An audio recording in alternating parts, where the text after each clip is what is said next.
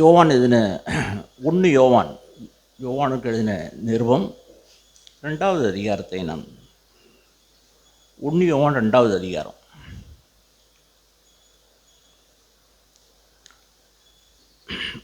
யோவான் 2வது அதிகாரம்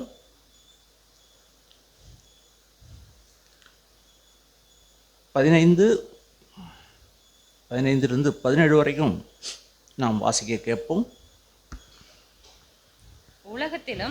உலகத்தில் உள்ளவைகளிலும் அன்பு கூறாதிருங்கள். ஒருவன் உலகத்தில் அன்பு கூர்ந்தால் அவனிடத்தில் பிதாவின் அன்பில்லை. ஏனெனில் மாம்சத்தின் இச்சையும் கண்களின் இச்சையும் ஜீவனத்தின் பெருமையாகிய உலகத்தில் உள்ளவைகள் எல்லாம் பிதாவினால் உண்டானவைகள் அல்ல, அவைகள் உலகத்தினால் உண்டானவைகள். உலகமும் அதன் இச்சையும் ஒளிந்து போம். தேவனுடைய சித்தத்தின்படி செய்கிறவனோ என்றென்றைக்கும் நிலைத்திருப்பான். ஒரு ஆண்டவருடைய பிள்ளை அவன் இந்த உலகத்தில் தான் வாழ்கிறான். இந்த பூமிக்குரிய மனுஷரோடு பூமிக்குரிய வழக்கத்தில் தான் அவன் வாழ்ந்தான். ஆனால் முதலாவது அவனை ஆண்டவர் என்ன செய்கிறான்னு சொன்னாக்கா, இந்த உலகத்திலிருந்து அவனை மீட்கிறாங்க. முதலாவது இந்த உலகத்திலிருந்து நம்மளை அவங்க மீட்கிற முதல் வேலையை அவங்க செய்கிறாங்க. இதை நம்ம மறந்து போகக்கூடாது. அநேக ஜனங்கள் அவங்க இயேசுவும் வேணும், ஆனால் உலகமும் வேணும். அவங்களுடைய நிலைமை பரிதாபத்துக்கும் வருத்தத்துக்குரிய ஒரு காரியங்கள். ஆண்டவர் எப்பொழுதுமே இந்த பூமி நாட்களில் விரும்பினா என்னை பின்பற்றி வா, இல்லாட்டினா நீ உன்னுடைய விருப்பத்தின்படி நீ போகலான்னு சொல்லி சுதந்திரத்தை அவங்க கொடுக்குற தேவனாக தான் இருக்காங்க. ஆனால் இந்த உலகம் நம்மளை எப்பொழுதுமே வஞ்சிக்கிற உலகம். இந்த உலகம் நம்மளை ஆசை காட்டி மோசம் செய்கிற உலகம். ஆகையினால இந்த உலகம் ஒரு வேஷத்தை போட்டிருக்கு.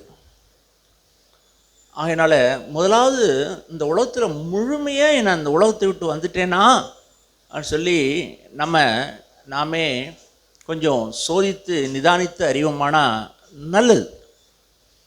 இந்த உலகம் அவ்வளவு தீமை நிறைந்ததாய் தேவனுடைய பிள்ளைகளை வஞ்சிக்கிறதா இருக்கிறது இந்த உலகம்.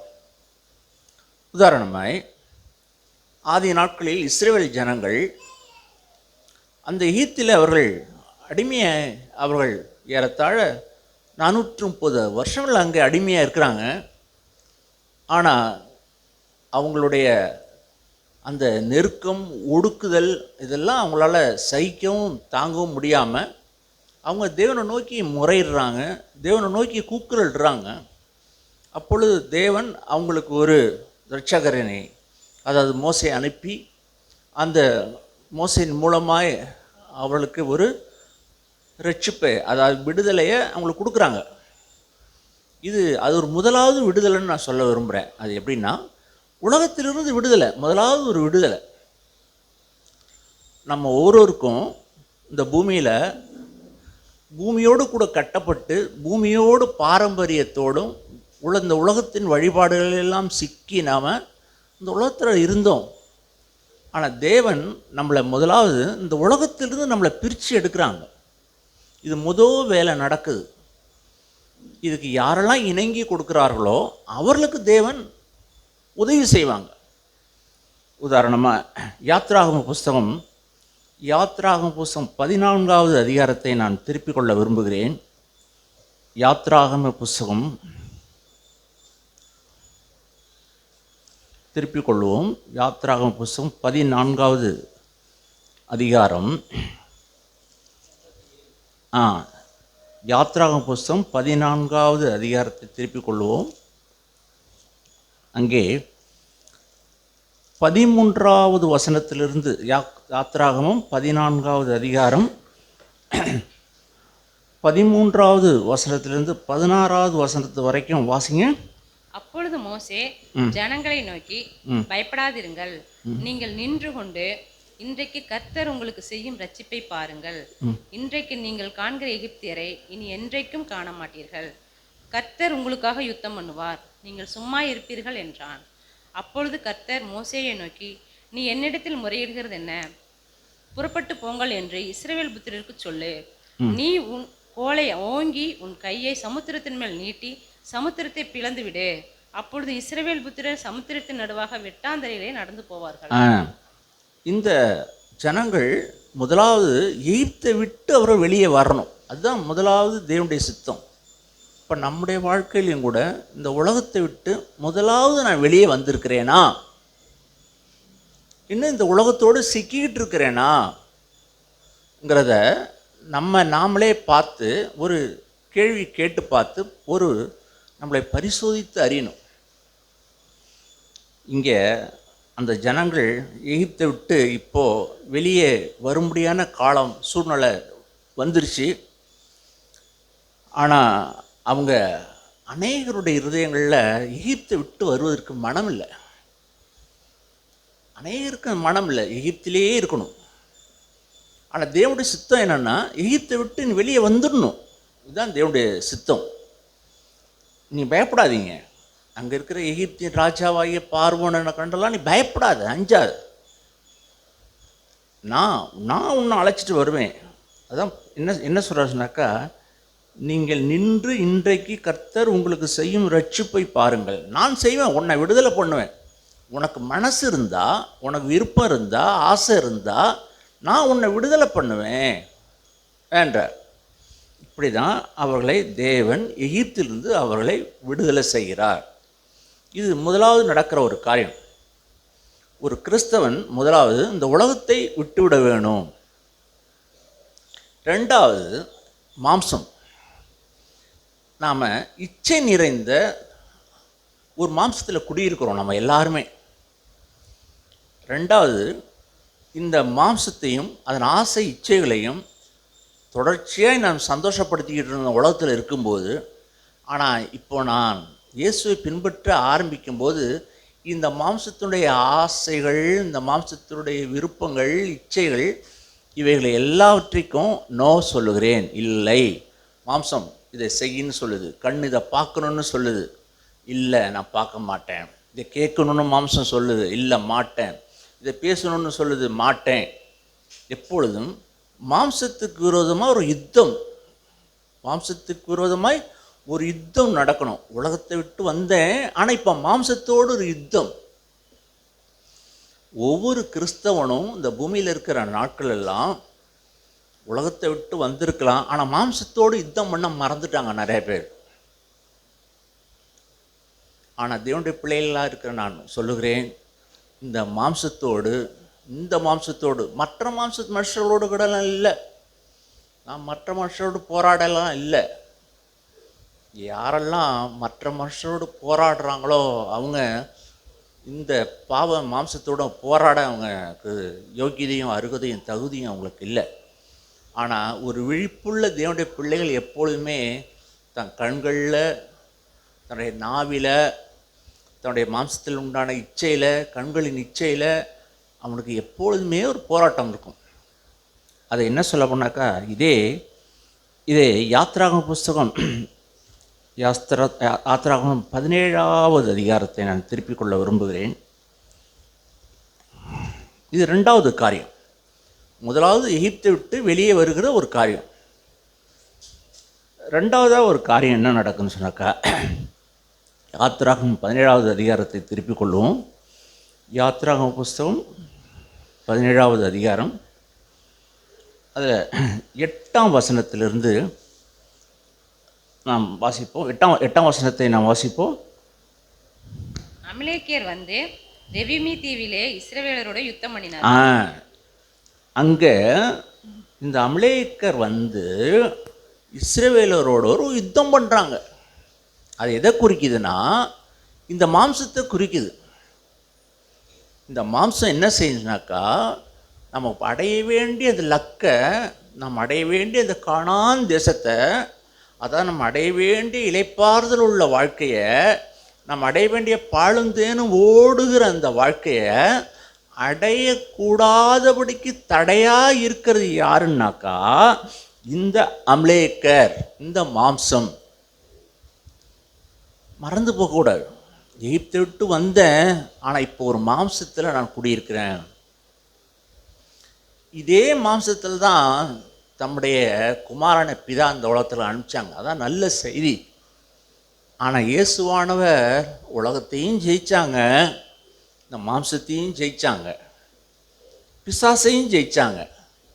இப்போ அவங்க ஜெயம் கொண்டு பிதாவுடைய வலது பாஷத்தில் இப்போது வீட்டி இருக்கிறாங்க.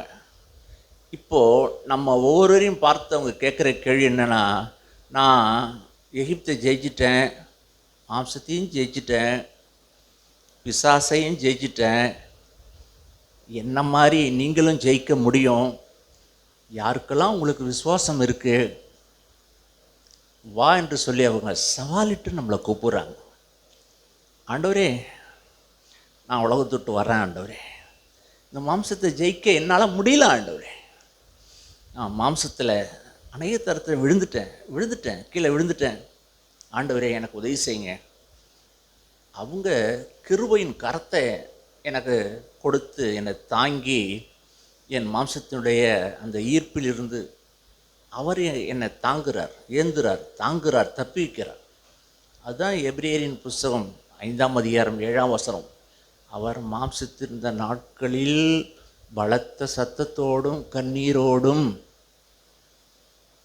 நீங்கள் கோபப்பட்டதுக்காக, எரிச்சல் அடைஞ்சதுக்காக, இல்லை யாரையோ ஒருத்தரை தவறாக பேசிட்டீங்க, அல்லது சிந்தையில் நியாயந்துக்கிறீங்க, இல்லை அசுத்தமான சிந்தையை ஒரு நிமிஷத்தில் பார்த்துட்டீங்க, அல்லது அசுத்தமான எண்ணங்கள் தன்னுடைய மனதில் அப்படி வந்து போயிட்டுருக்கு, இதுக்காக நீங்கள் துக்கித்து அழுது புலம்பின நாட்கள் உண்டா என்று சொல்லி நம்ம சோதித்து பார்க்குறோம். ஏன்னா நம்முடைய ஆண்டவர் இந்த அமலேக்கியனோடு நமக்கு ஒரு யுத்தம் உண்டு, அமலேக்கியனோடு ஒரு யுத்தம் உண்டு. ஆனால் இயேசு ஜெயிச்சாங்க. அதை எங்கே வாசிக்கிறோன்னு சொன்னாக்கா, ரோமர் எழுதின பரட்ட வேண்டாம், ரோமர் எழுதின புஸ்தகம் 8ஆம் அதிகாரம் 3ஆம் வசனத்தில் வாசிக்கிறோம். அதை குறித்து என்ன வாசிக்கிற சொன்னாக்கா, பாவத்தை மாம்சத்திலே ஆக்கினைக்குள்ளாக என்ன செய்தாராம், மீதி சொல்லுங்களே, பாவத்தை மாம்சத்திலே ஆக்கினைக்குள்ளாய் தீர்த்தார், பாவத்தை கொலை செய்தார்.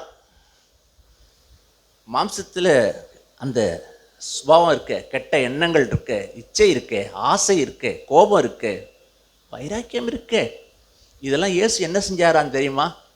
கொலை செய்தார், ஆக்கினைக்குள்ளாய் தீர்த்தார். நம்முடைய குருநாதர், நீங்களும் நானும், ஆண்டவரே கோபம், எரிச்சல், பொறாமை, போட்டி, வைராக்கியம், என் ஆண்டவரே எனக்கு உதவி செய்யுங்க, நான் எப்படி இருக்கேன்னு என் மனைவிக்கு தெரியாது, என் பிள்ளைகளுக்கு தெரியாது, யாருக்கும் தெரியாது, நான் எவ்வளவு மோசமான இந்த மாம்சம் என்னை ஜெயிச்சுக்கிட்டு இருக்கேன் ஆண்டவரே. அருமையானது என்னுடைய பிள்ளைகளே, மாம்சத்தை ஒருபோதும் ஜெயிக்க விடக்கூடாது. இங்கே வாசிக்கிறோம் அந்த வசனத்துடைய பகுதி, மீதி பகுதியை வாசிக்கிறோம். 13லிருந்து 16 வரைக்கும் வாசிங்க.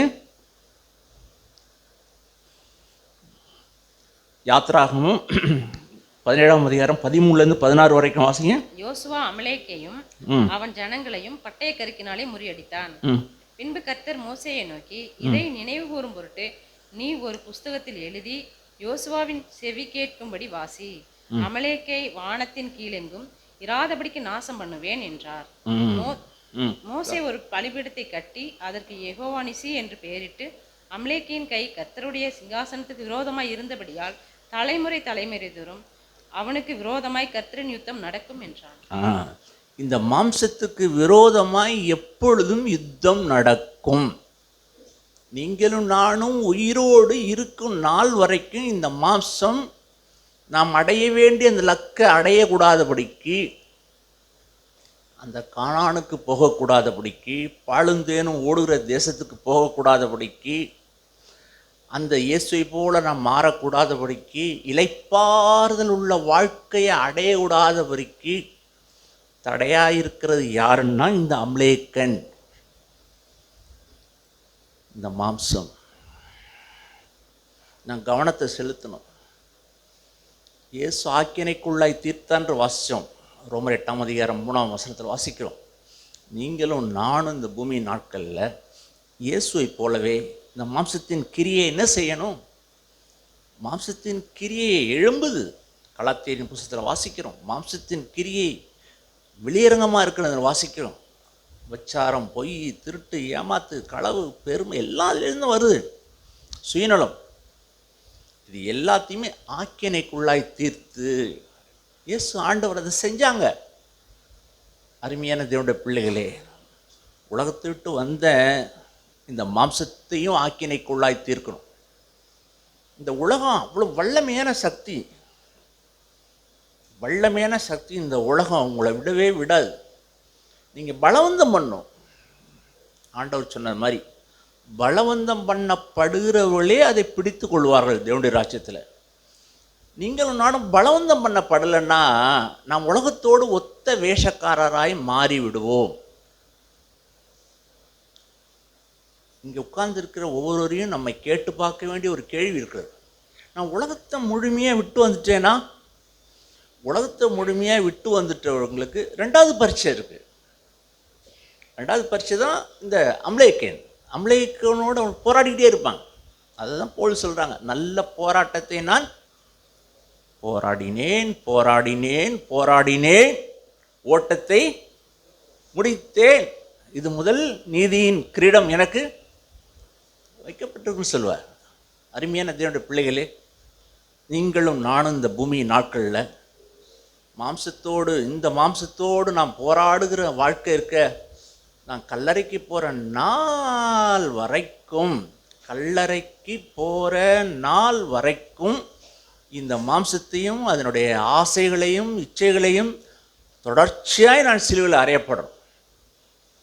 அப்போஸ்தலனாகிய பவுல் சொல்வார், உலகத்தையும் மாம்சத்தையும் ஆசையும் அதன் இச்சையும் உலகத்தையும் நான் சிலுவையில் அறைந்திருக்கிறேன் என்று சொல்வார். நம்முடைய பார்வையில் அப்படிதான். உலகத்தை சி என்று சொல்லி உலகத்தை ஒதுக்கி உலகத்தில் தான் வாழ்ந்தவனு, வேறு வழி இல்லை.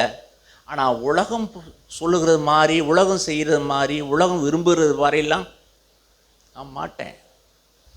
ஆண்டவரே, நான் உலகத்தை முழுவதும் விட்டுட்டேன், இப்பொழுது மாம்சத்தோடு போராடிக்கிட்டு இருக்கேன். தேவனுடைய பிள்ளைகளே, நான் சொல்லுகிற காரியத்தை உங்களுடைய இருதயத்திலே பத்திரமாக வைத்து கொள்ளுங்கள். அநேக ஜனங்கள் விட்டு வந்த அந்த எகிப்துக்கு திரும்பவும் தங்களுடைய மனதை திருப்ப ஆரம்பிச்சிட்டாங்க. அந்த ஜனங்கள் அங்கே பார்த்தோம். அந்த யாத்ராகம புஸ்தகம் 14வது அதிகாரத்தில் வாசிக்கிறோம். யாத்ராகமம் 14 திருப்பிக் கொள்ளும். மறுபடியும் அவங்க சொல்கிறாங்க, 14வது அதிகாரம் 12ஆம் வசனம்,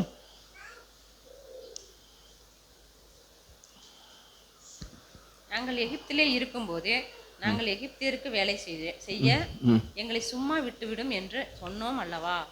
நாங்கள் வனாந்தரத்திலே சாகிறதை பார்க்கலாம், எகிப்தியருக்கு வேலை செய்கிறது எங்களுக்கு நலமாயிருக்குமே என்றார்கள். இப்போ அந்த ஜனங்களுடைய இருதயத்தில் என்ன சந்தேகம் வருது? எகிப்தில் நல்ல சாப்பாடு இருக்குது, நல்ல மீன் இருக்குது, நல்ல வெள்ளரி இருக்குது, நல்ல வெங்காயம் இருக்குது, எங்களை பூண்டு இருக்குது, பரவாயில்ல, நாங்கள் அடிமையாக இருந்தாலும் நல்ல சாப்பாடு எங்களுக்கு கிடைக்கிது என்று சொல்லி அவர்கள் எகிப்து மேலே தங்களுடைய மனது சிந்தையை வைக்கிறாங்க. மேலான வாழ்க்கைக்கு தேவன் நம்மளை அழைச்சிருக்கிறாங்க. இயேசுவை போல மாறும்படி இளைப்பாறுதல் உள்ள வாழ்க்கைக்கு தேவன் அழைச்சிருக்கிறாங்க. ஆனால் அந்த ஜனங்களோ, அநேக ஜனங்கள் அவர்கள் விசுவாசம் இல்லாமல் தேவனை பரீட்சை பார்த்தார்கள். நீங்களும் நானும் இந்த பூமி நாட்கள் அருமையான தேவனுடைய பிள்ளைகளே, தேவன் உன்னத வாழ்க்கைக்கு தேவன் நம்ம என்னை அழைச்சிருக்கிறாங்க. உயர்ந்த ஸ்தானத்துக்கு என்னை அழைச்சிருக்கிறாங்க. குமாரனுடைய சாயலுக்கு ஒப்பான வாழ்க்கைக்கு என்னை அழைச்சிருக்கிறாங்க. குமாரனை போல மாறணும். குமாரனுடைய சிந்தை, குமாரனுடைய அந்த சுபாவங்கள், சிருஷ்டிகருடைய அந்த சுபாவத்திற்கு ஒத்த சுபாவம் உடையவனாய் மாறும்படி தேவன் என்னை அழைச்சிருக்கிறாங்க. கீழ்த்தரமான வாழ்க்கைக்கு அல்ல, வேறுபட்ட வாழ்க்கைக்கு தேவன் என்னை அழைச்சிருக்கிறாங்க. பாலும் தேனும் ஓடுகிற கானான் தேசத்துக்கு தேவன் அவரை அழைத்திருக்கிறார். இளைப்பாறுதல் உள்ள தேசத்துக்கு அழைத்தார். ஆனால் அது எல்லாத்தையும் அவங்க அசட்டை பண்ணுறாங்க. அதெல்லாம் அசட்டை பண்ணுறாங்க. அவங்க அன்னைக்கு அநேகர் அசட்டை பண்ணினவர்கள் போய் சேரலை. இன்றைக்கும் அதே மாதிரி இந்த தேவன் அழைத்த மகாபுதன் அழைப்பை அசட்டை பண்ணுவோமானா அதை நம்ம அடையவே முடியாது. இங்கே தொடர்ச்சியாக வாசிக்கிறோம். அதாவது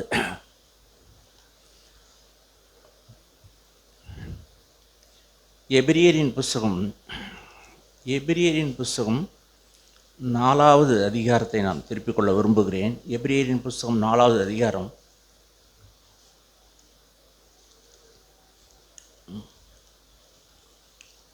4:1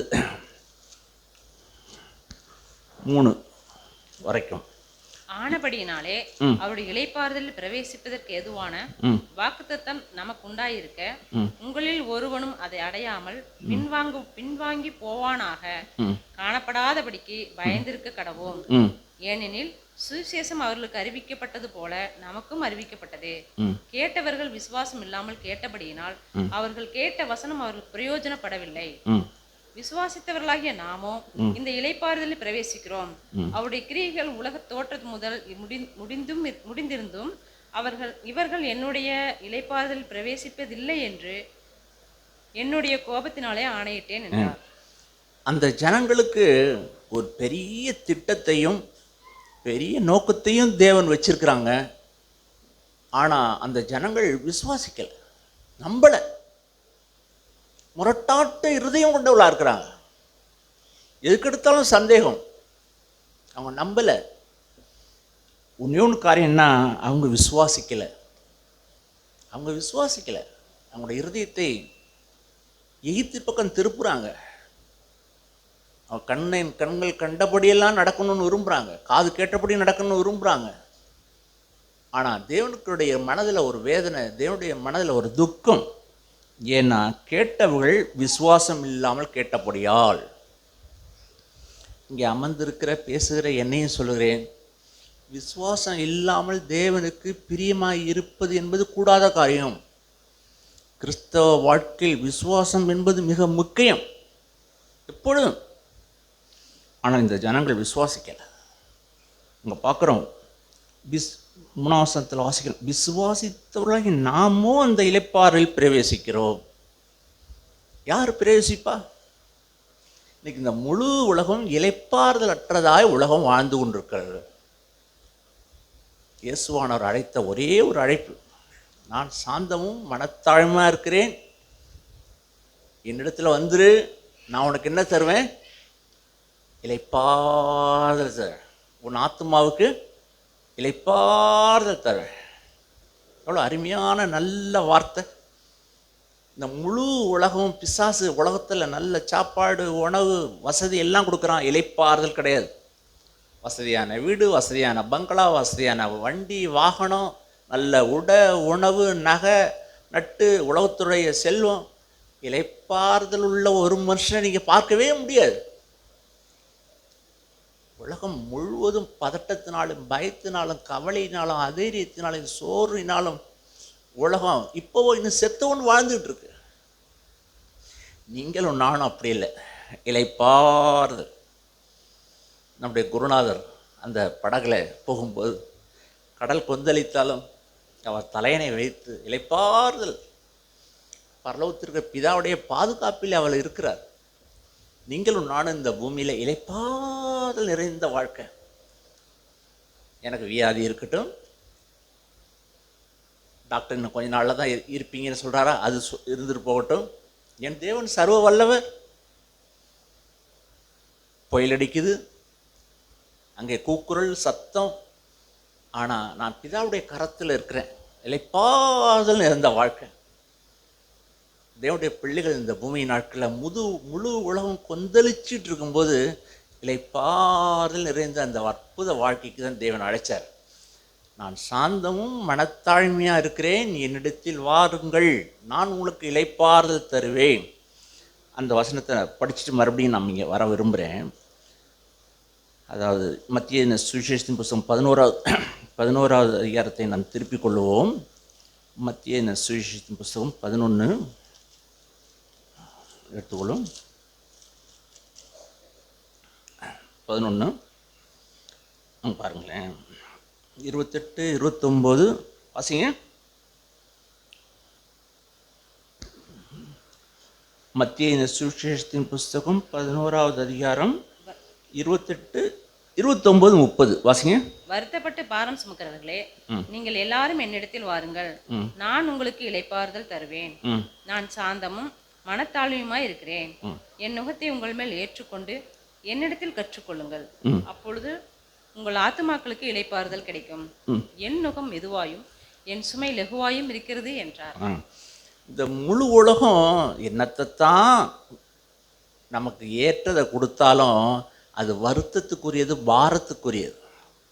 இளைப்பாறுதல் நிறைந்த வாழ்க்கை இல்லை. ஆனால் இயேசு சொல்லுகிற வார்த்தைக்கு கீழ்ப்படியும் போது மாத்திரம்தான் என் ஆத்துமாக்கு இளைப்பாறுதல் கிடைக்கிறது. ஆகையினால் அருமையான தேவனுடைய பிள்ளை, இந்த இளைப்பாறுதலை கொடுப்பதற்கு தான் அந்த இஸ்ரவேல் ஜனங்களை தேவன் அழைத்தார். ஆனால் அதுக்கு விசுவாசம் இல்லை அநேகருக்கு.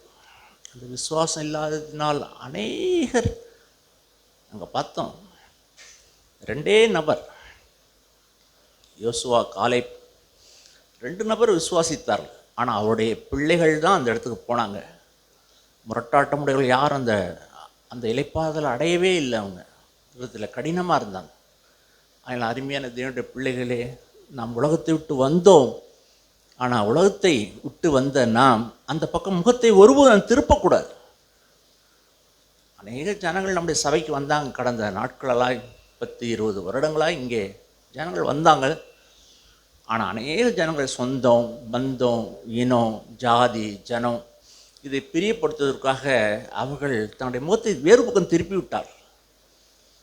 அனைவருடைய வாழ்க்கை முன்னிலைமை விட அவங்களுடைய வாழ்க்கை மோசமான நிலையில் போயிடுச்சு. உலகத்துக்கு வேணா பச்சையாக தோணும், ஆனால் உள்ளுக்குள்ளே வறட்சை, உள்ளுக்குள்ளே அவங்களுடைய வாழ்க்கை வேதனை. இப்படி தான் அனைவருடைய வாழ்க்கை எனக்கு நன்றாக தெரியும். அவங்களுக்கு இளைப்பாறுதல் இல்லை. அருமையான தேவனுடைய பிள்ளைகளே, இளைப்பாறுதல் உள்ள வாழ்க்கைக்கு தான் நீங்களும் நானும் இந்த பூமியில் வாழணும். என்ன சூழ்நிலையாக இருந்தாலும் இளைப்பாறுதல் நிறைந்த வாழ்க்கை. இதைத்தான் நான் உங்களுக்கு இந்த இளைப்பாறுதல் தருவேன், உன் ஆத்துமாவுக்கு இளைப்பாறுதல். இங்கே தொடர்ந்து இன்னொன்று வாசிக்கிறோம். அதாவது 1 கொரிந்தியரின் புஸ்தகம், 1 கொரிந்தியரின் புஸ்தகத்தை நாம் திருப்புவோம். 10வது அதிகாரம்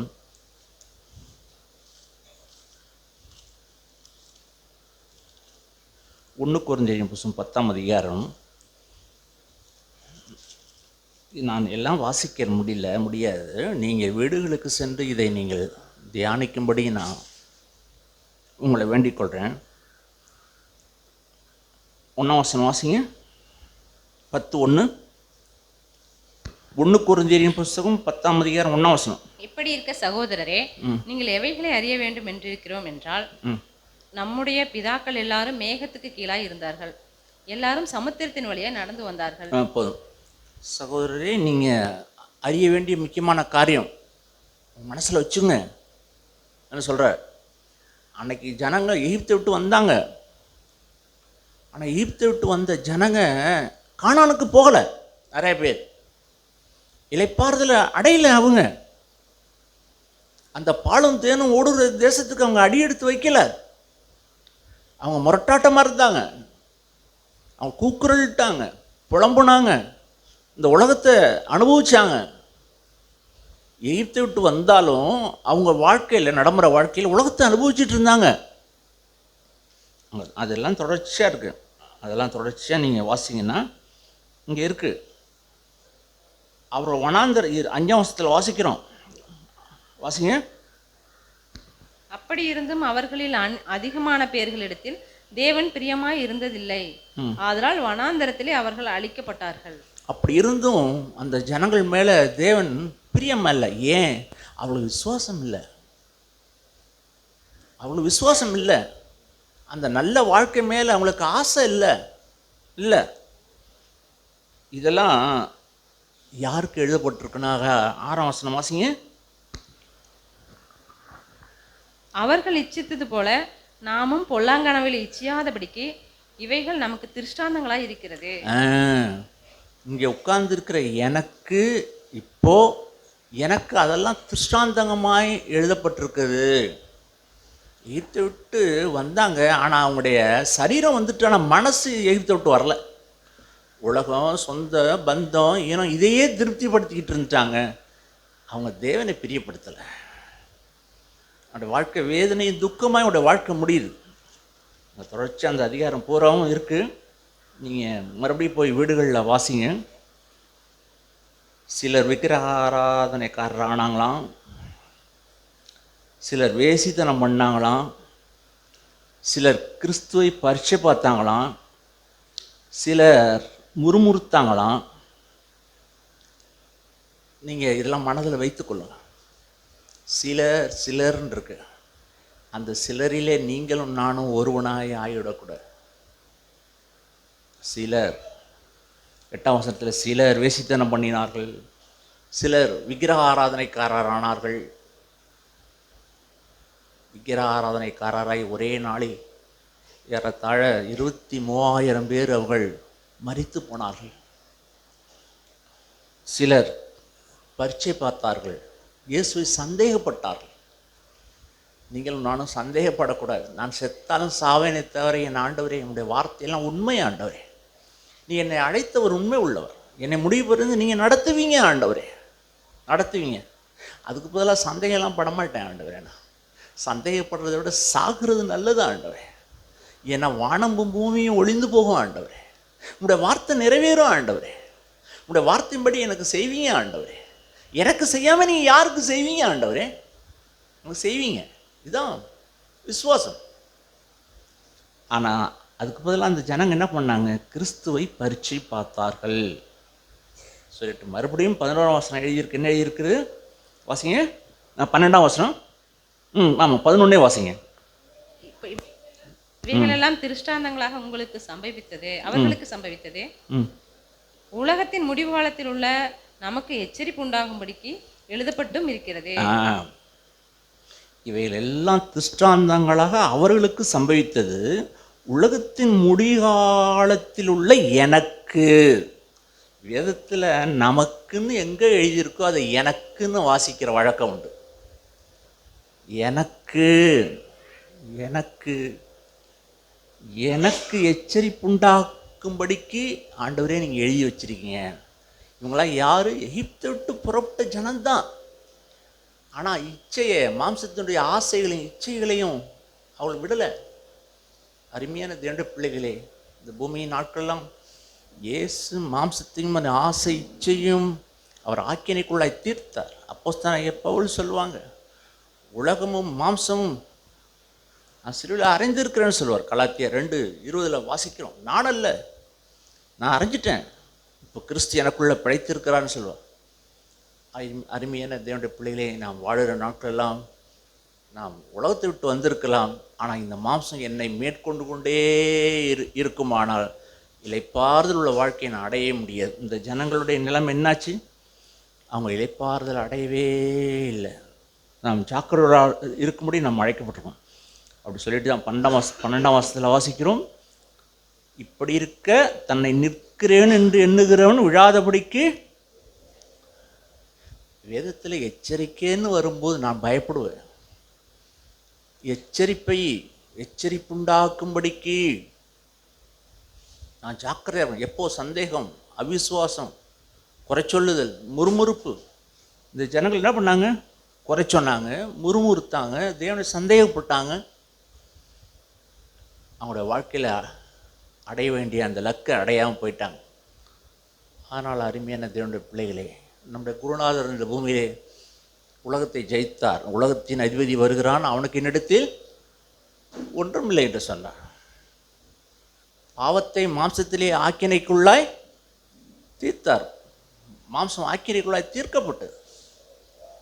மூன்றாவதாய் துரைதனங்களையும் அதிகாரங்களையும் உரிந்து கொண்டு வெளியரங்கமாய் கோலமானார். எபிரேயரின் புஸ்தகம் 2ஆம் அதிகாரம் 14-15 வாசிக்கிறோம்.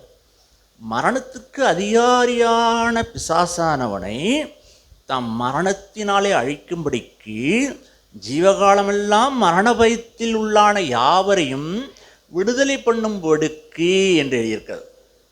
பிசாசை ஜெயித்து விட்டார். இன்னொன்று அவருடைய அதிகாரங்களை உறிந்து கொண்டார். கொலைசீரின் புத்தகம் 2ஆம் அதிகாரம் 14-15 அதிகாரங்களை உறிந்து கொண்டார். உலகத்தை ஜெயித்தார், மாம்சத்தை ஜெயித்தார், பிசாசை ஜெயித்தார். இப்போ ஜெயவேந்தனாய் பிதாவுடைய வலது பார்சத்தில் வீட்டிருக்கிறார். இப்போ நம்ம ஒவ்வொருவரையும் பார்த்து சொல்லுகிறார், நான் ஜெயிச்சது போல நீங்களும் உலகத்தை ஜெயிக்க முடியும். தேவனுடைய கிருபையால் அதை செய்ய முடியும். மாம்சத்தை ஜெயிக்க முடியும், உலகத்தை ஜெயிக்க முடியும், பிசாசை ஜெயிக்க முடியும். நான் வானத்தில் பூமியில் சகல அதிகாரம் எனக்கு இருக்கிறது. இந்த அதிகாரம் உண்டு, உனக்கு உண்டு. அருமையான தேவனுடைய பிள்ளைகளே, என் ஆண்டவர் ஜெயம் பெற்றவராய் சிம்மாசனத்தில் வீட்டிருக்கிறார். உங்களையும் என்னையும் அவர் அழைக்கிறதாம் மேலான வாழ்க்கைக்கு, இளைப்பாறுதல் நிறைந்த அந்த வாழ்க்கைக்கு தேவன் அழைத்திருக்கிறார். ஆனால் வருகிற நாட்களில் சந்தேகமோ அவிசுவாசமோ வேண்டாம். இயேசுவை நோக்கி நம்முடைய ஓட்டத்தை ஓடி அந்த இளைப்பாறுதல் நிறைந்த வாழ்க்கையை நீங்களும் நானும் பெற்றுக்கொள்ள தேவன் நம்ம ஒவ்வொருவருக்கும் அனுகிரகம் செய்வாராக. ஆமென்.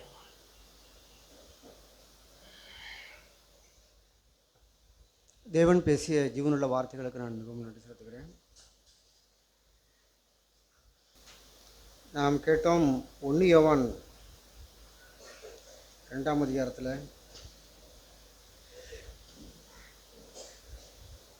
உலகத்திலும் உலகத்தில் உள்ளவைகளிலும் அன்பு கூறாதீர்கள். ஒருவன் உலகத்தில் அன்பு கூர்ந்தால் அவனிடத்தில் பிதாவினுடைய அன்பு இல்லை.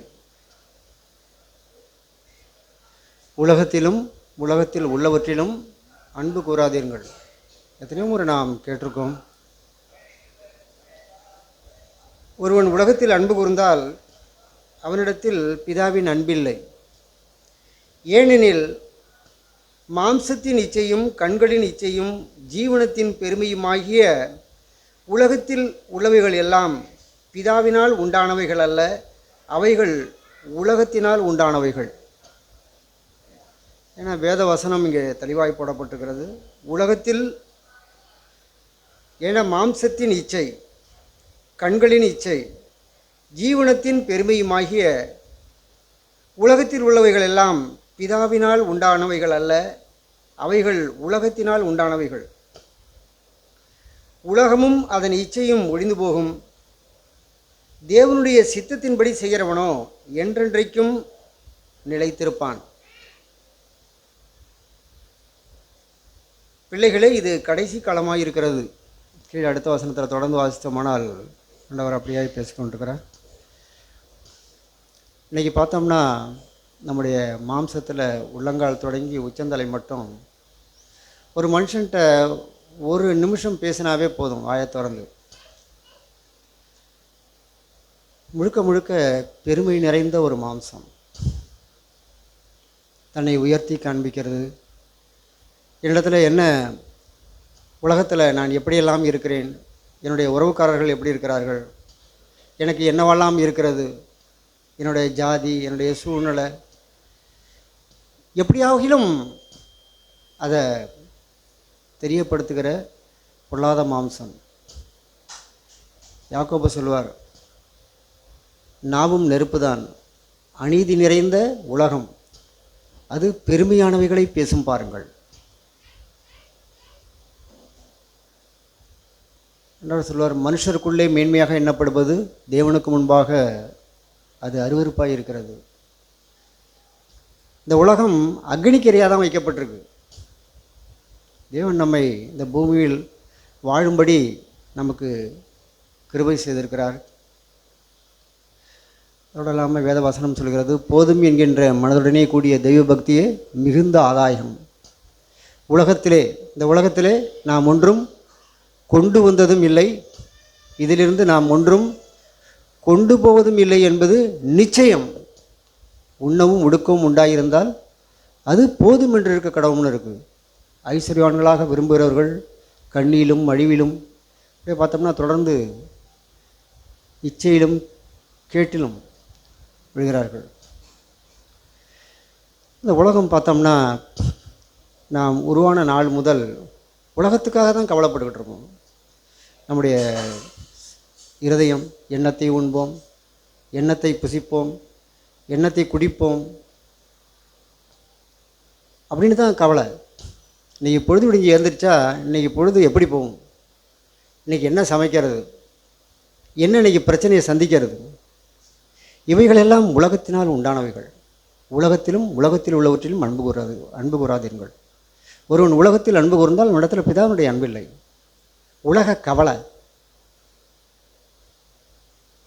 பிரியமானவர்களே, இந்த நாட்களில் நாம்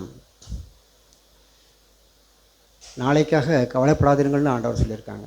நாம் சார்ந்திருக்க வேண்டியது முழுக்க முழுக்க தேவனை மட்டுமே சார்ந்திருக்க வேண்டியது இருக்குது. இதனால் உலகத்தில் அநேக காரியங்களில் உனக்கு நடக்கலை, போகலை, வரலன்னா நம்ம என்ன செய்கிறோம்? நாம் கேட்டோம், இஸ்ரவேல் ஜனங்கள் எகிப்திலே அடிமைப்பட்டு கிடந்தார்கள். அவர்களை முதல்ல எகிப்திலிருந்து ஆண்டவர் மீட்டு கொண்டு வந்தார். அவர்கள் பட்ட உபத்திரவம் கொஞ்சம் நெஞ்சமில்லை. அவர்களை ஆளோட்டிகள் கடினமாய் நடத்தினார்கள். அவர்கள் மிகவும் நெருக்கப்பட்டார்கள். அவர்களை நாங்கள் எகிப்திலிருந்து நாங்கள் புறப்பட வேண்டும், நான் தேவனுக்கு ஆராதனை செய்ய வேண்டும் என்று மோசே சொன்ன பொழுது, ஏற்கனவே அவர்களுக்கு வேலைக்கு கொடுத்திருந்த அந்த வைக்கோல், அந்த மரங்கள், காலவாய் சுடுவதற்கு எல்லாம் கொடுக்கல, நீங்களே போய் பொறுக்கிக் கொள்ளுங்கள், மிந்தி கொடுத்த செங்கலை விட இன்றைக்கி அதிகமாக கொடுக்கணும்னு சொல்லி அவர்களை நெருக்கினார்கள். கிறிஸ்தவ வாழ்க்கையும் அப்படி தான். நான் உலகத்தை விட்டு வரப்போகிறேன் அப்படின்னா அந்த ஜனங்கள் ஏளனமாய் பார்ப்பார்கள். எவ்வளோ பிரச்சனையை கடந்து தான் வந்திருக்கிறோம். ஆனால் அந்த இஸ்ரவேல் ஜனங்கள் எகிப்தை விட்டு வந்து விட்டார்கள். ஆனால் அதற்கும் பிற்பாடு பார்த்தோம்னா அவருடைய தேவைகள் சந்திக்கப்படலை, அவர்கள் இச்சித்தது நடக்கலை. அப்படிங்கும் பொழுது அவர்கள் அந்த வசனம், நான் 1 கொரிந்தியர் 10ஆம் அதிகாரம் எத்தனையோ முறை நான் வாசித்திருக்கிறேன். இது என்னுடைய வாழ்க்கையில் திஷ்டாந்தரமாய் இருந்திருக்கிறது. இப்படி இருக்க சகோதரரே, நீங்கள் எவைகளை அறிய வேண்டும் என்று இருக்கிறேன் என்றால், நம்முடைய பிதாக்கள் எல்லாரும் மேகத்துக்கு கீழாயிருந்தார்கள், எல்லாரும் சமுத்திரத்தின் வழியாய் நடந்து வந்தார்கள். எல்லாரும் மேகத்துக்கு கீழாய் இருந்தார்கள், சமுத்திரத்தின் வழியாய் நடந்து வந்தார்கள். எல்லாரும் மோசேக்குள்ளாக மேகத்தினாலும் சமுத்திரத்தினாலும் ஞானஸ்நானம் பண்ணப்பட்டார்கள். எல்லாரும் ஒரே ஞான போஜனத்தை புசித்தார்கள். எல்லாரும் ஒரே ஞான பானத்தை குடித்தார்கள். எப்படியெனில் அவர்களோடே கூட சென்ற ஞான கண்மலையின் தண்ணீரை குடித்தார்கள். அந்த கண்மலை கிறிஸ்துவே. அப்படி இருந்தும் அவர்களில் அதிகமான பேர்களிடத்தில் தேவன் பிரியமாய் இருந்ததில்லை. ஆதலால் வனாந்தரத்திலே அவர்கள் அழிக்கப்பட்டார்கள். நான் உலகத்தை விட்டுட்டு வந்துட்டேன், நான் சபைக்கு வந்துட்டேன், நான் ஆண்டவரை தேடினேன் அப்படின்னு சொல்லி நம்முடைய வாழ்க்கை ஆரம்பித்த வாழ்க்கை. ஆனால் அந்த வாழ்க்கை எப்படி போய்கொண்டிருக்கிறது?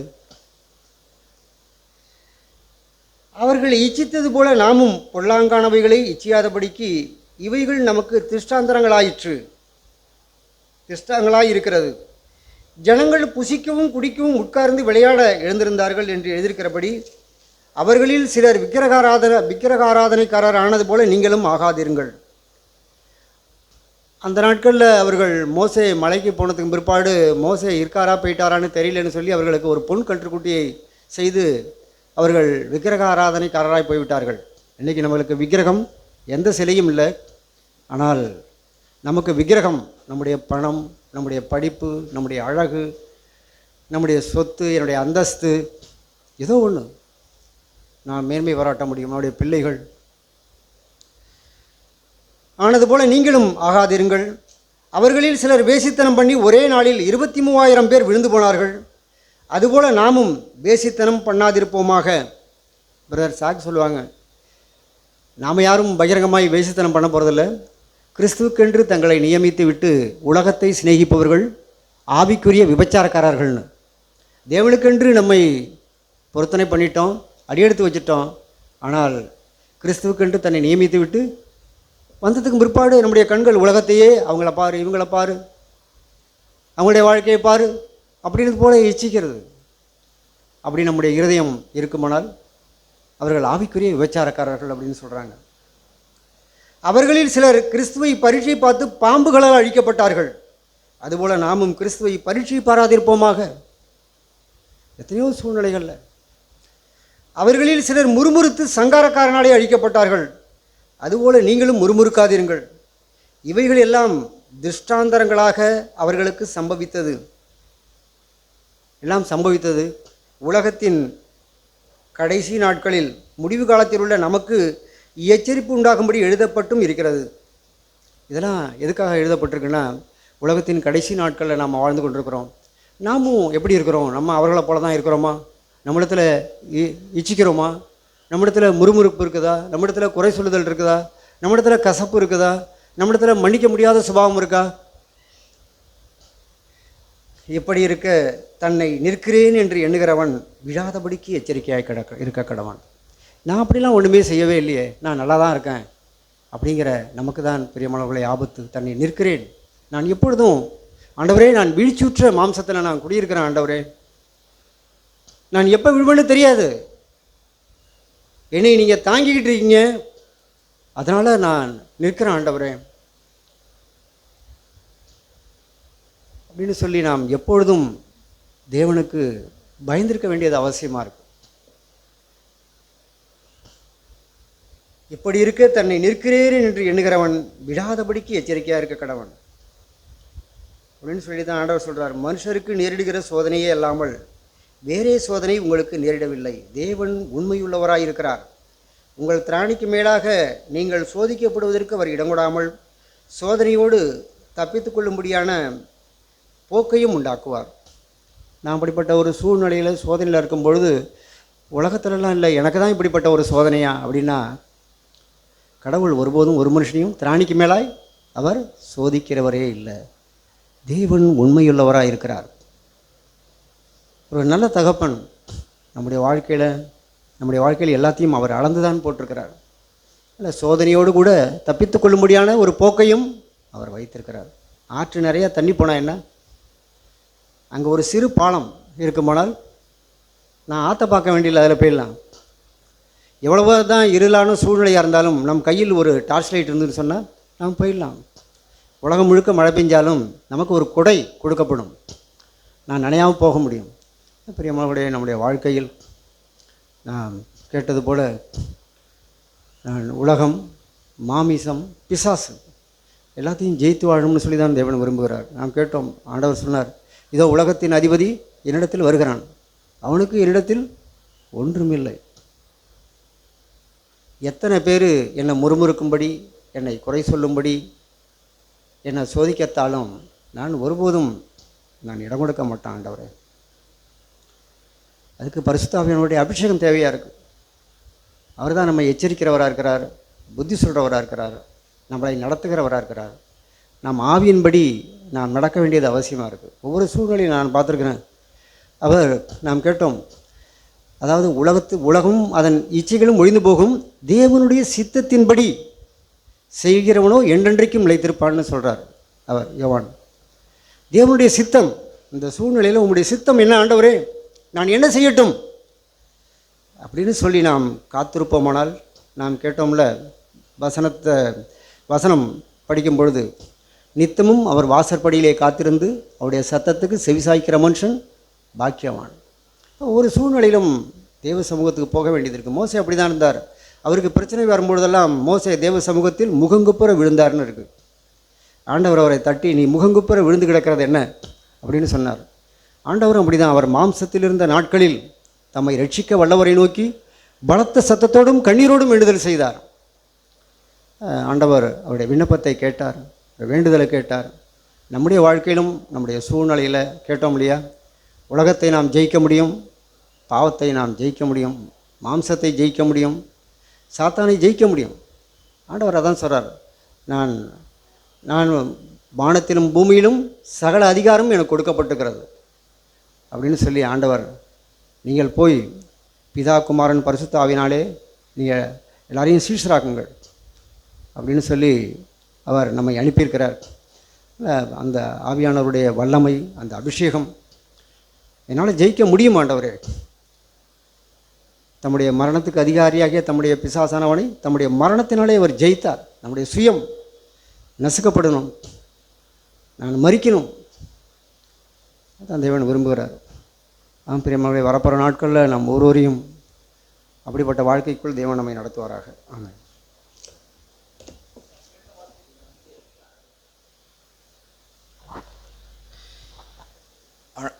ஆண்டவருடைய நல்ல வார்த்தைகளுக்கு நானும் நன்றி செலுத்துகிறேன். நாம் கேட்டது போல அந்த எகிப்திலிருந்து நாம் வெளிவர வேண்டும். ஆண்டவருடைய அந்த ஓங்கிய கைகளும் பலத்த செய்கையும் உடையவராக இருக்கிற அந்த தேவன் இந்த ஜனங்களை அந்த எகிப்திலிருந்து, அந்த பாவ அடிமைத்தனத்திலிருந்து விடுவிக்கும்படி தேவன் வைராக்கியம் கொண்டவராக இருந்தார். அப்படிதான் அவர்கள் புறப்பட்டு வந்தார்கள். ஆனால் நாம் கேட்டது போல அநேகர் அவரை விசுவாசிக்கவில்லை. அந்த இளைப்பாறுதலில் அநேகர் பிரவேசிக்கவில்லை. அவங்களுக்கும் நம்மை போல போதிக்கப்பட்டது, நம்மை போல வேத வசனங்களை தேவன் திருஷ்டாந்தமாய் சொல்லி அவங்களுக்கு போதித்தாங்க.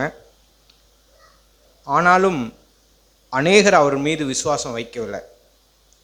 அவங்க அப்படி இப்படிமாய் இருந்தாங்க. இதுபோல் நம்முடைய வாழ்க்கையிலையும் அப்படி இல்லாதபடி நாம் உண்மையாலுமே பாவத்திலிருந்து நாம் விடுதலையாக்கப்பட்டிருக்கிறோமா? உண்மையாலுமே நாம் நம்முடைய கோல் ஆண்டவராகிய இயேசு கிறிஸ்து, அவருடைய சுபாவம், அவருடைய அன்பு, அதில் அந்த விசுவாசத்தில் நாம் நிலைத்திருக்கிறோமா? நம்ம ஒரு காலத்தில் ஆண்டவருக்கென்று அடியெடுத்து வச்சுட்டு நாளடைவில் நம்ம நின்றுட்டுமா அப்படிங்கிறத நாம் சோதித்து பார்க்கணும். சோதித்து பார்த்து நம்ம எகிப்திலிருந்து நாம் விடுதலையாக்கப்படணும். நம்முடைய நடைமுறை வாழ்க்கையில், நம்முடைய குடும்ப ஜீவியத்தில் இன்னும் உலகம் நம்முடைய வாழ்க்கையில் இருக்கா அப்படிங்கிறத நாம் சோதித்து பார்க்கணும். நம்முடைய வாழ்க்கையில் உண்மையாலுமே நம்ம ஆண்டவரை நேசிக்கிறோமா? ஆண்டவரை நாம் பின்பற்றுகிறோமா? அல்லது வேறு எதுக்காவது நம்ம அடிமைப்பட்டிருக்கிறோமா? அநேகருக்கு ஒரு சீரியல் ஒரு அடிமையாக இருக்கலாம். அநேகருக்கு சீரியல், உலகம் இது ஒரு அடிமை. அது பாவம்னே அவங்களுக்கு தெரியாது. அந்த நேரமானால் சரி, அதுக்கு முன்னாடி உட்காந்துருப்பாங்க. உலக களியாட்டுக்களை அதுக்கு அடிமையாக இருப்பாங்க. புறங்கூறுதல் அதுக்கு அடிமையாக இருப்பாங்க. உலகத்தார் மாதிரியே பேசுவது அதுக்கு அடிமையாக இருப்பாங்க. இதெல்லாம் எகிப்து. இதிலிருந்து நீங்கள் விடுதலை ஆகுங்க. ஆண்டவர் சொன்னாங்க, நீங்கள் அவர்கள் நடுவிலிருந்து பிரிந்து வந்து அசுத்தமானதை தொடாதிருங்க. இதெல்லாம் தொடருது, அங்கங்கே தொட்டுக்கிறது. அசிங்கத்தை தொட்டுக்கிட்டு வந்தால் எப்படி இருக்கும்? வீட்டுக்குள்ளே அசிங்கத்தை தொட்டுட்டு வீட்டுக்குள்ளே வருமா? கழுவிடுவோம், சுத்திகரித்துக்குவோம். அது பாவங்கிறது நமக்கு தெரியும். இது மாதிரி நம்முடைய இருதயங்களில் உலகத்தினார் மாதிரியே புறஜாதி மாதிரியே நடந்துக்கிறது. 2 பேர் இருந்தாலும் அதுக்குள்ளே ஒரு ஐக்கியம் இல்லை, விட்டு கொடுக்குற மனசு இல்லை, அன்பு இல்லை. அதெல்லாம் எதுனா அந்நியமான காரியங்கள், இதெல்லாம் தேவன் இல்லாத காரியங்கள். இதை நம்ம என்ன செய்யணும்னா, ஆண்டவரே, நான் ஒரு நாள் உம்மை விசுவாசிக்கிறேன் ஆண்டவரே, உமக்கு முன்பாக நான் மாறணும் ஆண்டவரே. ஆண்டவரே உதவி செய்யுங்க. இந்த உலகம் எனக்குள்ளே வந்துடக்கூடாது. ஒரு காலத்தில் உலகத்தை வெறுத்து ஆண்டவரை அவ்வளவு மகிமையாக தேடணும். அவரே நமக்கு பிரதிபட்சமாக இருந்தார். ஆனால் இப்போ எப்படி இருக்குது நம்முடைய இருதயம்? அப்படி தான் இருக்கா? இல்லை அது அப்படியே தோய்ந்து போனது மாதிரி, அப்படியே நம்முடைய விசுவாசம், நம்முடைய வாழ்க்கை ஒரு ஏனாதானோ என்று சொல்லி உலகமும் ஆண்டவரும் வார்த்தைகளும் இப்படியாகி வந்துட்டா? இப்படி இருந்துடக்கூடாது. ஆண்டவரே, நான் விழிப்பாக இருக்க ஆண்டவரே, என் இருதயத்தை தெளிவாக்குங்க ஆண்டவரே, என் இருதயத்தை, என் விசுவாசத்தை தெளிவாக்குங்க ஆண்டவரே. ஆண்டவரே, இன்னும் நான் எத்தனையோ பாவங்களில் தடுமாறுறேன் ஆண்டவரே. இன்னும் சில காரியங்களை விட்டுவிட நான் விரும்புகிறேன் ஆண்டவரே. எனக்கு நீங்கள் உதவி செய்யுங்க. பரிசுத்த ஆவியானவரே உதவி தாங்க. இப்படிப்பட்டவங்க என்ன செய்வாங்கன்னா, இப்படி ஆண்டவருடைய விடுதலை விரும்புகிறவங்க அவங்க வளருவாங்க. அவங்க தேய்ந்து நின்றுட மாட்டாங்க. அவங்க நாளுக்கு நாள் ஆண்டவர்கிட்ட கிட்டி சேருவாங்க. ஆனால் அப்படி இல்லாதவங்க அப்படியே தோய்ந்து போவாங்க. நம்ம கேட்டது போல அநேகர் இளைப்பாறுதலில் பிரவேசிக்கவில்லை அப்படிங்கிறாங்க. அந்த எபிரேயர் 4:1-2 பார்க்கும்போது அவங்க எல்லாரும் கேட்டாங்க, விசுவாசம் இல்லாமையே கேட்டாங்க, தேவனுடைய வார்த்தையை கேட்டாங்க. அவங்களுடைய நாட்டமும் விருப்பமெல்லாம் எகிப்தை நோக்கியே இருந்தது. வந்துட்டாங்க, புறப்பட்டு வந்தவங்க அவங்களுடைய நாட்டம் நோட்டமெல்லாம் அவங்களுக்கு அந்த சுமல், அவங்க சாப்பிட்ட சாப்பாடு, அந்த உலகத்தில் வாழ்ந்த வாழ்க்கை, அது மேலேயே நோக்கமாக இருந்தாங்க. இன்னும் அந்த பரம இளைப்பாறுதலை அவங்க விசுவாசிக்கல, அவங்களுடைய கண்கள் திறக்கப்படலை. இப்படி நம்முடைய வாழ்க்கையிலும் ஆண்டவரே, உலகத்து போலவே நானும் இருக்கக்கூடாது ஆண்டவரே, எனக்கு ஒரு உருமாற்றம் வேணும் ஆண்டவரே என்னுடைய வாழ்க்கையில். ஆண்டவரே எனக்கு உதவி செய்யுங்க. வயதானவர்களாக இருக்கிற நம்ம விசுவாசத்தில் ஆண்டவரே நான் தொடங்கிட்டேன், விசுவாசத்தை தொடங்கிட்டீங்க ஆண்டவரே, அதை வெற்றிகரமாய் முடிக்க எனக்கு உதவி செய்யுங்க ஆண்டவரே. ஆண்டவரே நான் ஒருபோதும் சாய்ந்து போயிடாதபடி எனக்கு கிருபை தாங்க ஆண்டவரே, உதவி செய்யுங்க ஆண்டவரே. எல்லா வகையிலும் ஆண்டவரே நான் உமக்கு பிரியமாக இருக்க உதவி செய்யுங்க ஆண்டவரே. எல்லா தினத்திலும் ஆண்டவரே உம்மை பிரியப்படுத்தி வாழ உதவி செய்யுங்க ஆண்டவரே. என்னுடைய வாய், என்னுடைய கண்ணு, என்னுடைய இருதயம், என்னுடைய வார்த்தை ஆண்டவரே இதெல்லாம் உண்மையாக இருக்க எனக்கு உதவி செய்யுங்க ஆண்டவரே. இயேசுவே எனக்கு உதவி செய்யுங்க. பவுல் சொல்லும்போது ரோமரில் பார்த்தீங்கன்னா 1 ஆரம்பித்து தேவனை அறிந்தவங்க, தேவனை அறியாதவங்க, இன்னும் விருத்த சேதனம் பண்ணப்பட்டவங்க, விருத்த சேதம் பண்ணப்படாதவங்க, விசுவாசிங்க, விசுவாசி இல்லாதவங்க, அவங்கள நம்பினவங்க, நம்பாதவங்க, நியாயப்பிரமாணத்துக்காரங்க, விசுவாசத்துக்காரங்க நல்லா ஆரம்பிச்சுட்டு கடைசியாக அவர் அந்த 12ஆம் அதிகாரத்திலிருந்து பார்த்தீங்கன்னா புத்திமதிகளை சொல்கிறார். விசுவாச குடும்பங்களுக்கு, விசுவாசிகளுக்கு அவர் புத்திமதி சொல்கிறார். அதில் 1-2 பார்த்தீங்கன்னா என்ன சொல்கிறாருன்னா, நீங்கள் ரோமர் 12:1-2 மட்டும் நான் வாசிக்கிறேன்.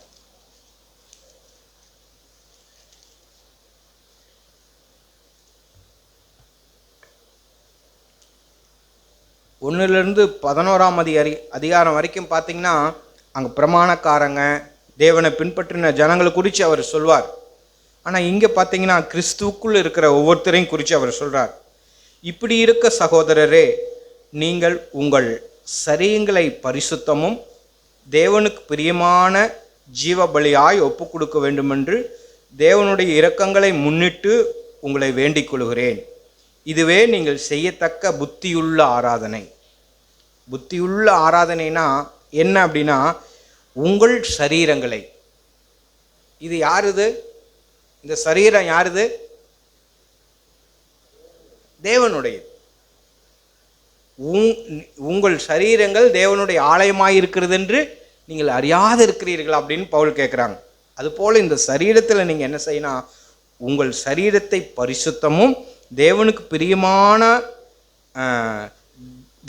பிரியமான ஜீவ பலியாய் ஒப்பு கொடுக்க வேண்டும் என்று தேவனுடைய இரக்கங்களை முன்னிட்டு உங்களை வேண்டிக் கொள்கிறேன் அப்படின்னு சொல்லிட்டு சரீரத்தை ஆரம்பித்து மனதளவில் முடிக்கிறார். 2வது வசனத்தில், நீங்கள் இந்த பிரபஞ்சத்துக்கு ஒத்த வேஷம் தெரியாமல், இந்த பூமிக்கு ஏற்றது போல ஒத்த வேஷம் தரிக்காம, உலகத்தானா நீங்கள் இராதபடி, அந்த எகிப்தியே நீங்கள் விரும்பாதபடி, எகிப்திலேயே இல்லாதபடி நீங்கள் என்ன செய்யணும்னா, தேவனுடைய நன்மையும் பிரியமும் பரிபூர்ணமான சித்தம் இன்னதென்று பகுத்தறியத்தக்கதாய் உங்கள் மனசு, சரீரத்தில் ஆரம்பித்து மனசுக்கு கொண்டாடுறார்.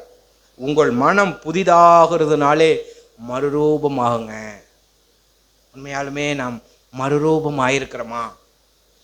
கிறிஸ்துவுக்குள்ள அந்த மறுரூபத்தை நாம் பெற்றிருக்கிறோமா? உலகத்துக்கு ஒத்த வேஷம் தரிக்கிறோமா? வேலை ஸ்தலத்தில் அப்படியே நடிக்கிறது, உலகத்தாரோடு நம்ம சேர்ந்தோம்னா அவங்கள மாதிரியே பேசுறது, அவங்கள மாதிரியே காரியத்தை செய்கிறது. அப்படி ஒத்த வேஷம் தரிக்காதீங்க. நீங்கள் கிறிஸ்துவங்கிறது வெக்கப்படாத சொல்லுங்க. உலகத்தார் ஒருத்தர் நம்மளை பார்த்து கேட்குறாங்க, நீங்கள் கிறிஸ்டினா? ஆமாங்க நான் கிறிஸ்டினுங்க. நீங்கள் கிறிஸ்துவ மதத்திலையா? இல்லை, மதமெல்லாம் நான் மாறலைங்க, நான் இயேசுவை ஏற்றுக்கொண்டிருக்கேங்க, மனம் மாறி இருக்குங்க. மதத்துக்கும் இயேசுக்கும் வித்தியாசம் உண்டு. இயேசு மதத்தை ஸ்தாபிக்க வரல, என் மனசை மாற்ற வந்திருக்கிறார். ஒரு மறுரூபத்தை கொடுக்க வந்திருக்கிறார். கோபத்திலிருந்து, எரிச்சலிருந்து, பாவத்திலிருந்து, பொறாமையிலிருந்து, உலகத்தினுடைய காரியங்களிலிருந்து என்னை மாற்ற வந்திருக்கிறார். நான் மாறி இருக்கிறேன், மனம் திரும்பி இருக்கேன், பாவத்தை பாவன்னு ஒத்துக்கிறேன், பொய்ன்னு ஒத்துக்கிறேன், இதெல்லாம் நான் மனம் திரும்பி இருக்கேன். இயேசு எனக்கு செய்திருக்கிறார். அவர் எந்த மதத்துக்கும் அப்பாற்பட்டவர். அவர் கிறிஸ்டின் அல்ல, அவர் ஒரு கிறிஸ்துவ மதத்தின் தலைவர் அல்ல, அவர் அல்லது ஒரு இந்து மாதிரி அவர் அல்ல, ஒரு கிறிஸ்டின் மாதிரி அல்ல, அவர் வித்தியாசமானவர். என் மனதை மாற்ற வந்தவர். என் உள்ளந்திரிங்களெல்லாம் அவர் புடமிடுகிறவர். அவர் பிரியமாய் என்னை மாற்ற வல்லவராக இருக்கிறார். நான் அவரை பின்பற்றுறேன். அவர் என்னுடைய தேவன். இதுதான் ஆண்டவர் சொல்றார், புதிதாகுங்கள். அந்த மனசு நம் புதிதாகும்படி, நான் ஒரு உலகத்தானா இல்லாதபடி ஆண்டவர் சொன்னார், நான் உலகத்தான் அல்ல, நீங்களும் உலகத்தான் அல்ல ஆண்டவரே. நீங்கள் உலகத்தானா அல்லாதது போலவே நானும் உலகத்தானா இருக்கக்கூடாது ஆண்டவரே. உலகத்தில் தான் நான் இருக்க வேண்டியது இருக்குது, வாழ வேண்டியது இருக்குது, வேலை செய்ய வேண்டியது இருக்குது, பிள்ளைங்க படிக்க வேண்டியது இருக்குது. ஆனாலும் நான் உலகத்தான் அல்லன்னு சொன்னீங்க ஆண்டவரே. நானும் வாழ எனக்கு உதவி செய்யுங்க. அவருடைய உதவியை நாடும்போது நம்ம இந்த சத்தியங்களை பாரமாக எடுக்க வேண்டாம். ஆனால் நம்முடைய நடைமுறையில் ஆண்டவரே எனக்கு உதவி செய்யுங்க, உமக்கு சாட்சியாக இந்த உலகத்தில் வாழ்வதற்கு எனக்கு உதவி செய்யுங்க பரிசுத்த ஆவியானவரே. நான் வெட்கப்படாதவனாய், நான் உலகத்தானாய் போகாதபடி பரிசுத்த ஆவியானவரே எனக்கு உதவி செய்யுங்க. உத்தமமாய் வாழ உதவி செய்யும் இயேசுவே. பலவிதமான சோதனை என்னை நெருக்குது, பலவிதமான சூழ்நிலை என்னை அமர்த்து பார்க்குது ஆண்டவரே. இவைகள் எல்லாவற்றிலும் எனக்கு உதவி செய்யுங்க. அதுக்கு தான் நமக்கு என்ன வேணும்? விசுவாசம் வேணும். இந்த சத்தியத்தின்படி நான் உலகத்தானா இல்லாதபடி வாழ எனக்கு என்ன வேணும்னா விசுவாசம் வேணும், தைரியம் வேணும். ஆபிரகாம் பார்த்து இந்த மணலை எண்ண முடியுமா, அந்த நட்சத்திரத்தை எண்ண முடியுமான்னார். அவருக்கோ பிள்ளைங்க இல்லை. அவரை பார்த்து கேட்குறார், அந்த நட்சத்திரத்தை எண்ண முடியுமா, அது மாதிரி உன் சந்ததி இருக்குங்கிறார். இந்த மணலை எண்ண முடியுமா, அது மாதிரி உனக்கு பிள்ளைங்க இருப்பாங்கங்கிறார். நம்புவதற்கு ஏதுவில்லாத இருந்த போதும் அவன் நம்பிக்கையோடு தேவனை விசுவாசித்தான். உலகத்தில் அவன் ஒரு அந்நியனாக இருக்கிறான், ஒரு பரதேசியாக ஒரு இடத்துல இருக்கிறார். அவனை பார்த்து நான் உனக்கு கேடகமும் உனக்கு அரணுமாக இருப்பேங்கிறார். அப்போ அவர் சொல்கிறார், ஆண்டவரே எனக்கு பிள்ளைங்க இல்லை ஆண்டவரே அப்படிங்கிறார். அதுக்கு சொல்கிறார், இந்த பிள்ளைங்க உனக்கு இல்லை தான், ஆனால் உன் பிள்ளைங்க உன் சந்ததி இவ்வண்ணமாக இருக்குன்னு சொல்வார். எவ்வளோ பெரிய நம்பிக்கை பாருங்க. அவரோ ஒரு பிள்ளைங்க இல்லாத ஒரு 90 வயசில் இருக்கிறார். 90 வயசு. சாராளுடைய கர்ப்பம் அடைக்கப்பட்டது. ஆண்டவரை அவனுடைய உலகத்தையோ உலகத்தில் உண்டானவைகளையோ அவர் நம்பாமல் உன்னதமான தேவனை அவர் நம்பினான். இன்னைக்கு நமக்கு என்ன வேணும்னா, அந்த உலகத்தில் அவருக்குன்னு வாழ்வதற்கு ஒரு விசுவாசம் வேணும். ஆண்டவரே நான் வாழ்கிறேன், ஆண்டவரே நான் வாழ்கிற கொஞ்சம் வாழ்க்கையில் கிறிஸ்துவர்களாய் நம்ம இயேசுவை ஏற்றுக்கொண்டது உலகம் வேணா அது நமக்கு அற்பமாய் நம்மளை எண்ணலாம். ஆனால் ஆண்டவரே நீங்கள் உண்மையுள்ளவர், என் சூழ்நிலையில் நான் வாழும்படி எனக்கு உதவி செய்யுங்க. நான் உங்களை நம்புகிறேன் ஆண்டவரே. பிள்ளைகளை வளர்ப்பதற்கு, குடும்பம் நடத்துவதற்கு ஆண்டவரே நான் உண்மை நம்புகிறேன் ஆண்டவரே. இந்த உலகமே எகைன்ஸ்டாக இருந்தாலும் ஆண்டவரே நான் உண்மை நம்புகிறேன் ஆண்டவரே. 5 ராஜாக்கள் கொண்டு 4 ராஜாக்களை பிடிச்சிட்டு போயிடுறாங்க, பெரிய சேனையா. ஆனால் அவரை நம்பின அந்த ஆபிரகாமோ 318 பேர் கொண்டு அந்த 5 ராஜாக்களையும் ஜெயித்து திரும்ப வருகிறார். இதெல்லாம் ஒரு அந்நியனுக்கு எப்படி சம்பவித்ததுன்னா, தேவனை அவன் விசுவாசித்தான். இது மாதிரி நம்முடைய வாழ்க்கையில் நமக்குள்ளே இருக்கிற எல்லா ராஜாக்களையும், கோபம், எரிச்சல், உலகம், பாவம், இச்சை, பொறாமை, வாக்குவாதம், இது எல்லாத்தையும் ஜெயிக்க ஆண்டவரே உம்முடைய வல்லமையினால் முடிய ஆண்டவரே. உம்மை விசுவாசிக்கிற ஆண்டவரே, என்னுடைய இருதயம் மறுரூபம் ஆகட்டும் ஆண்டவரே. எகிப்தை அல்ல ஆண்டவரே, நான் காணானை விசுவாசிக்கிறேன், காணக்கூடாத தேவனை விசுவாசிக்கிறேன் என்று சொல்லி நாம் விசுவாசிப்போம். தேவன் நம்ம ஒவ்வொருவருக்கும் உதவி செய்வாராக. ஆமென். நாம் எழுந்திருந்து ஒரு சகோதரியும் ஒரு சகோதரனும் நாம் ஜெபிப்போம். பரலோக தகப்பனே, உமக்கு நன்றி செலுத்துகிறோம். எங்கள் ஆண்டவராகிய இயேசுவே, எங்களைப் போலவே எல்லா விதத்திலும் சோதிக்கப்பட்டவரே, பாவமில்லாமல் வாழ்க்கை வாழ்ந்த எங்கள் இயேசுவே, நாங்களும் வாழும்படி எங்களுக்கு உதவி செய்யக்கூடிய வல்லமை பொறிந்தின கர்த்தனாகிய இயேசுவே, நாங்கள் உமக்கு நன்றி செலுத்துகிறோம் சாமி. ஆமாண்டவரே, நாங்கள் அனைவரும் உமது இளைய சகோதரராய், பிதாவுக்கு இளைய சகோதரிகளாய், நாங்கள் உலகத்தாராய் இல்லாதபடி நாங்கள் உம்முடையவர்களாய் இருக்கும்படி எங்களை இரத்தம் சிந்தி சம்பாதித்த கர்த்தனாகிய இயேசுவே சாமி, நாங்களும் உம்மை போல வாழ்ந்துவிட, பாவத்தை ஜெயித்துவிட, எகிப்தின் அடிமைத்தனத்திலிருந்து ஒவ்வொரு நாளும் விடுதலை பெற பரிசுத்த ஆவியானவரே நீங்கள் எங்களுக்கு உதவி செய்யும் சாமி. ஆவியானவரே எங்களை ஆட்கொள்ளும். பாவமாக இருக்கிற எல்லாவற்றையும் நாங்கள் ஜெயித்து தகப்பனே, நாங்கள் உம்முடைய பிள்ளைகளாய், இளைய சகோதரனாய், இளைய சகோதரியாய் இந்த பூமியில் வாழ்ந்து விட பரிசுத்த ஆவியானவரே எங்கள் ஒவ்வொருவருக்கும் நீங்கள் உதவி செய்யும் சாமி. தேவையோடும் பாரத்தோடு வந்திருக்கிற உம்முடைய பிள்ளைகள் ஒவ்வொருவரையும் நீங்கள் விடுவீங்கப்பா. தொடர்ந்து வழி நடத்துங்க. உம்முடைய சத்தியத்தில் ஆண்டவரே, உம்முடைய வாழ்க்கையில் நாங்கள் வாழ எங்களுக்கு உதவி செய்யுங்க ஆண்டவரே. நாங்கள் சத்தியத்தில் நடந்து வாழ எங்களுக்கு உதவி செய்யுங்க தகப்பனே. எங்களை தொடர்ந்து வழி நடத்துங்க. இந்த நாளின் ஆகாரத்துக்காய் ஜெபிக்கிறோம். சமைத்த உம்முடைய பிள்ளைகள் ஒவ்வொருவரையும் ஆசீர்வதிங்கப்பா. அவர்களுக்கு வேண்டிய பலத்தையும் உடைய வல்லமையும் உடைய சத்துவத்தையும் கொடுத்து நீங்கள் ஆசீர்வதிங்கப்பா. எல்லாவற்றாலும் நிரப்புகிற தேவனே, உம்மை துதிக்கிறோம் சாமி.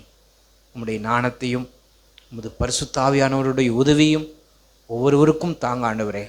நாங்கள் உமக்கென்று நாங்கள் சாட்சிகளாக இந்த பூமியில் வாழ்ந்துவிட பரிசுத்த ஆவியானவரே எங்களை ஆட்கொள்ளும், எங்களை அபிஷேகம், தொடர்ந்து வழி நடத்தும். இயேசுவின் நாமத்தில் ஜெபிக்கிறோம் பிதாவே. ஆமென். ஆமென். நம்ம உட்காருவோம்.